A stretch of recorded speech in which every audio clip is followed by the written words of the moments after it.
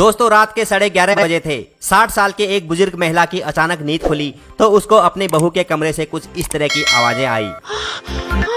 ये सुनते ही महिला समझ गई कि उसकी बहू किसी और के साथ टपा मालूम ना। लेकिन अब सवाल यह है कि जब बेटा मुंबई में रहकर नौकरी करता है तो फिर बहू किसके साथ कर रही है। ये जानने के लिए बुजुर्ग महिला बहू के कमरे में गई तो वहां का नजारा देखकर उसके पैरों तले जमीन खिसक गई।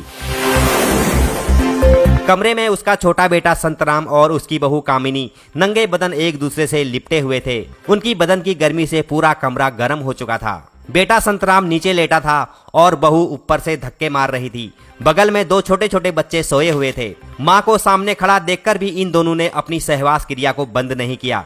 संतराम ने अपनी माँ को धमकाते हुए कमरे से बाहर भगा दिया। जब इनकी हवस पूरी हो गई तो ये दोनों नंगे बदन एक दूसरे से लिपटकर सो गए। सुबह संतराम ने अपनी माँ से कहा कि अगर तूने ये बात किसी को बताई तो मैं तेरा कत्ल कर दूंगा। ये सुनकर बुजुर्ग महिला डर गई। अब संतराम और उसकी भाभी घर पर ही रोज रात को पति पत्नी की तरह रहने लगे। बुजुर्ग महिला को बहू और बेटे के बीच अवैध संबंध बिल्कुल भी पसंद नहीं था, लेकिन वो बेचारी मजबूर थी। धीरे धीरे ये बात पूरे गांव में फैल गई, लेकिन संतराम और उसकी भाभी कामिनी को इस बात का कोई फर्क नहीं पड़ा। वो दोनों एक दूसरे के इश्क में अंधे हो चुके थे।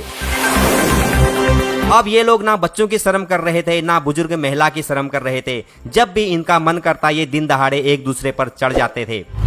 जब बुजुर्ग महिला से रहा नहीं गया तो उसने एक दिन मुंबई में प्राइवेट नौकरी कर रहे अपने बड़े बेटे राजेंद्र सिंह को सारी बात फोन पर बता दी। इस बात की जानकारी मिलते ही बेटा संतराम और उसकी भाभी कामिनी आग बबूला हो गए। उन्होंने बुजुर्ग महिला को पीट पीट कर निर्मम तरीके से उसकी हत्या कर दी। इस मामले की जानकारी देते हुए बिंदगी कोतवाली के सीओ योगेंद्र सिंह मलिक ने बताया कि मृतका के पुत्र संतराम तथा उसकी भाभी कामिनी के बीच में अवैध संबंध है, जिनका वृद्धा द्वारा विरोध किया जाता था। इसी कारण मृतका के पुत्र संतराम तथा उसकी भाभी कामिनी द्वारा उसकी हत्या, वृद्धा की हत्या कर दी गई है। सास की हत्यारोपी बहू कामिनी के 2 बच्चे हैं। एक बच्चे की उम्र 3 साल तो दूसरा 1.5 साल का है। उनकी किसी ने सुपुर्दगी नहीं ली। मुंबई से बच्चों का पिता राजेंद्र सिंह भी नहीं आया। वो इस मामले में कोई भी दिलचस्पी नहीं ले रहा है। उसने अपना फोन भी बंद कर दिया है। पुलिस ने कोर्ट के आदेश पर दोनों बच्चों को भी मां के साथ जेल भेज दिया है। दोस्तों उम्मीद करता हूँ आप हत्याकांड की इस कहानी को पूरी तरह से समझ गए होंगे। इस विषय में आपकी क्या राय है?